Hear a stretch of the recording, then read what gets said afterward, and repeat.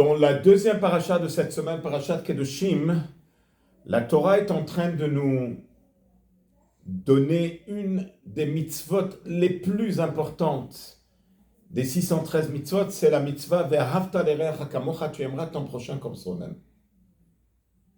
Et à tel point que quand quelqu'un est venu voir Hillel Hazaken et il a dit je voudrais apprendre toute la Torah sur un pied. Et Hillel Hazaken lui a dit ce que tu n'aimes pas quand le fait à toi, ne le fais pas à l'autre. Ça, c'est toute la Torah. Alors, grande mitzvah, aimer ton prochain comme soi-même. Mais la question se pose, est-ce que vraiment possible? Aimer une autre, je peux comprendre, aimer une autre personne, respecter une autre personne, mais comme soi-même, le Ramban, il dit que c'est exagéré, que c'est impossible qu'une personne peut aimer un autre comme soi-même.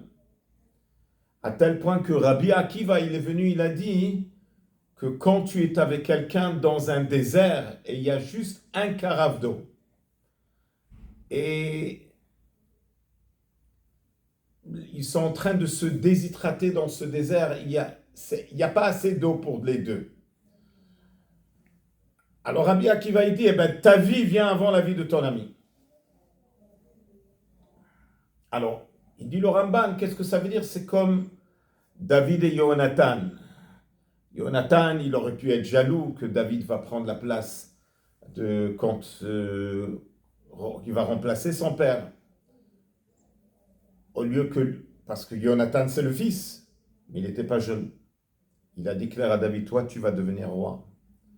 Donc selon le Ramban, le Ahavat Israël qu'on parle ici, c'est que sois content quand l'autre il a du succès. Souhaite-le tout le bien comme tu te souhaites à toi-même. Enlève cette jalousie.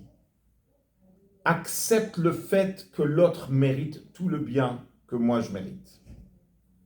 Et c'est ça, Jonathan, il a sauvé David de l'épée de Shaoul. Et il a assuré que David va être le roi. Ça, c'est selon le Ramban. La Chassidoute, elle met l'accent d'étudier le pasuk Kipshuto. Ça veut dire, si la Torah, elle dit « aime ton prochain comme soi-même », c'est pas exagéré. Oui, tu peux arriver à aimer ton prochain comme soi-même. Le Tzemach Tzedek, il explique, il dit, dans son livre Derech Mitzvotecha, il donne un exemple, il dit, qu'est-ce qui se passe quand une personne y faute?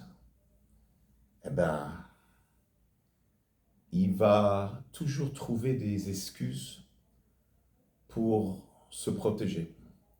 Il y a un passage qui dit, Al kol pshaim traseava. Sur toutes les fautes, l'amour de soi-même va couvrir. C'est-à-dire que la personne, il est tellement aveugle à travers l'amour de soi-même qu'il ne voit pas de défauts sur soi-même. Une personne arrive à la maison, il a faim, il n'y a rien à manger, c'est jeudi, le frigidaire est vide parce que tout est fini de la semaine et les achats pour le prochain Shabbat n'ont pas été encore faits. Il n'y a même pas une tomate à la maison, il n'y a même pas un œuf. Et là, il s'éclate, il s'explose sur sa femme avec des paroles qui ne sont pas correctes. Après quelques minutes, il a une honte. Il dit, comment j'ai parlé? Qu'est-ce qu'elle est? Pourquoi elle est fautive?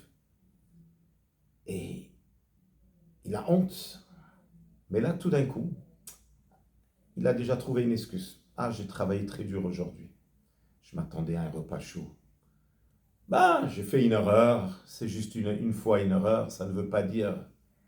Et il est tellement aveugle de l'amour de soi-même qu'il commence même à dire « Ah, on ne me comprend pas, on est fâché sur moi. » C'est ça que la Torah elle demande. Quand ton ami t'énerve, cet amour de soi-même mêlé sur tes lunettes. Comment toi, tu aurais voulu qu'on explique ce cas-là que tu es en train de critiquer l'autre? Tu aurais eu des montagnes d'explications. Eh bien, tout ça, dans cette période de Sfirat HaOmer, qu'on est en deuil sur les élèves de Rabbi Akiva qui n'ont pas eu de respect un vers l'autre, le premier pas à la réparation, c'est Ve'ahavta l'erecha kamocha. Parce que l'autre, il est kamocha, il est exactement comme toi. Je voudrais dire un petit mot sur, comme ce Shabbat exactement, c'est la nachala de mon père, Zichrono Livracha, qui est décédé il y a 21 ans. Et il faisait partie parmi les premiers shluchim qui sont partis au Maroc. Puis il a été envoyé en 1960. Je voudrais juste dire que mon père avait, à part la grande école des filles qu'il avait, j'ai entendu aujourd'hui une histoire d'une femme que, au Maroc, elle était dans une école des sœurs.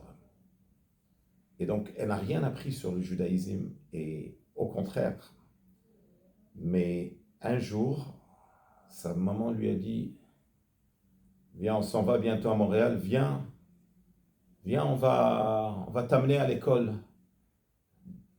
de Chabad, au Maroc. Mais on ne sait pas s'ils vont t'accepter. Ils l'ont accepté. Et elle est restée seulement 6 mois dans cette école. Et après, elle est partie à Montréal. Mais elle raconte comment ces 6 mois lui ont changé toute sa vie. C'est là où elle a appris l'importance de la cacheroute, le Shabbat. Et tout a changé pour elle. Aujourd'hui, elle est grande-mère. Elle a des enfants, elle a des petits-enfants. Et là, on peut voir qu'est-ce que ça veut dire. C'était une école que mon père dirigeait, c'était jour et nuit, il était impliqué dans cette école. Juste donner à nos enfants une éducation, même si des fois on ne réalise pas comment c'est important, ça peut changer toute une vie. Zrat Hashem, qu'il ait sa neshama et son élévation, la plus grande élévation, comme le Rabbi l'explique, qu'il est déjà la résurrection avec l'arrivée de Mashiach Tzidkenu.